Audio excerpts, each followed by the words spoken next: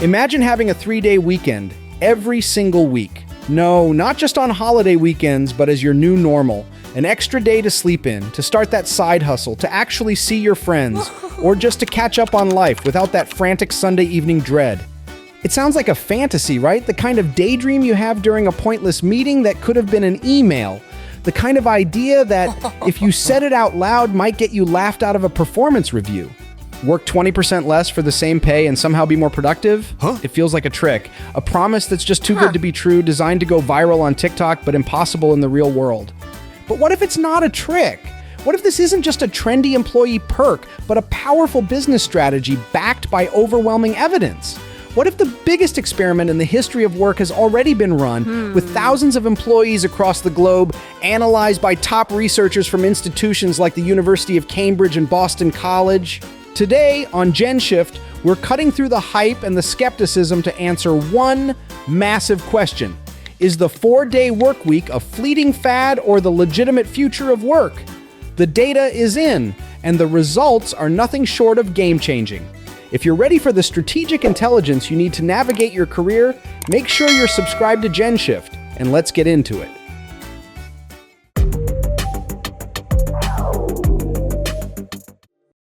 One, the rise of the compressed week. What is the 4-day work week?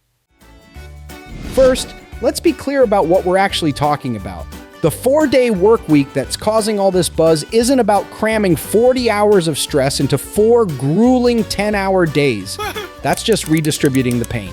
The true model, the one that's delivering these incredible results, is what's known as the 180-100 principle. That means you get 100% of your pay for working 80% of your previous hours on the condition that you deliver 100% of your agreed upon output. It's a radical shift that forces us to ask a fundamental question. Are we paid for our time or for our results? For the last century, the answer has been time. The 40-hour, 5-day work week feels like a law of nature, but it's not. It's a human invention born out of the Industrial Revolution when people fought to escape 100-hour weeks in dangerous factories. It was an industrialist, Henry Ford, who famously popularized the 5-day week in 1926. He realized that exhausted workers were unproductive, and perhaps more importantly, that people with a weekend off had time to go out and buy the very cars they were building. It was a revolutionary business decision for its time.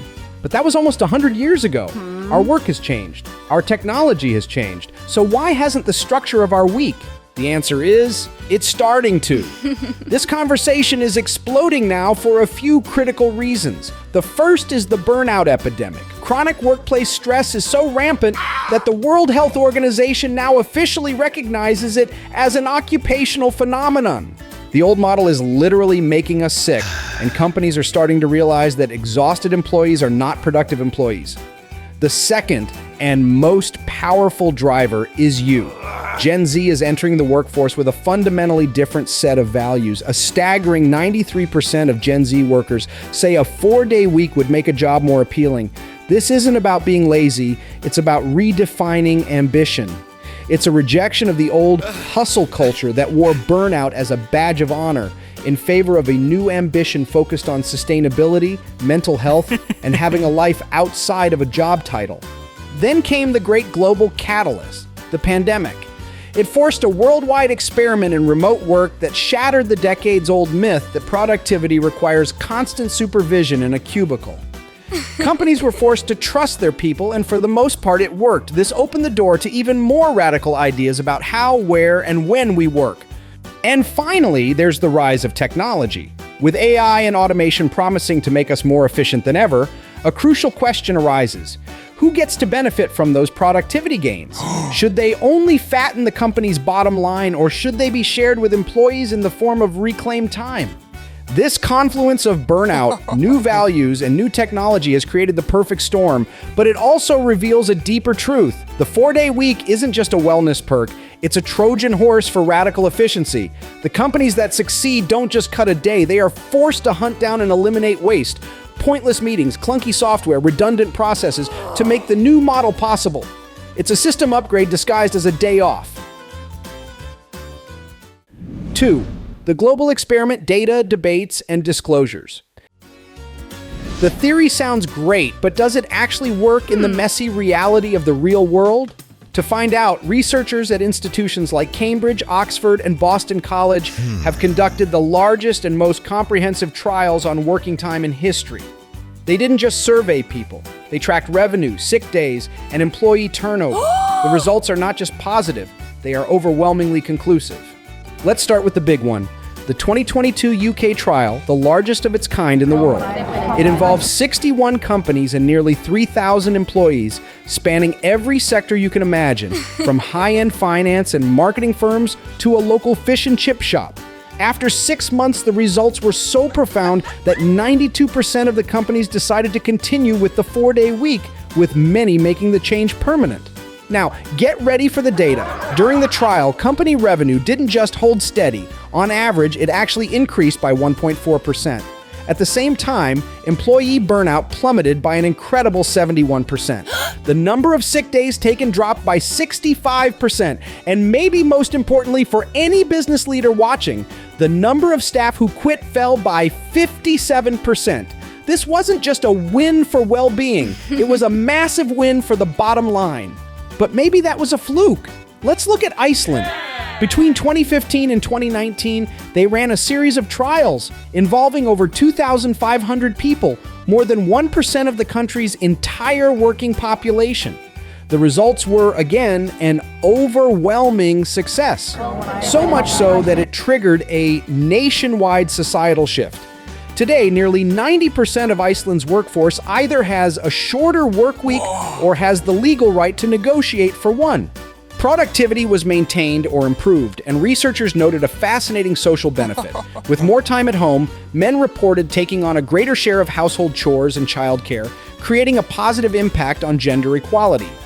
Then there's the pioneering case of Perpetual Guardian, a 240-person company in New Zealand that became a global headline back in 2018.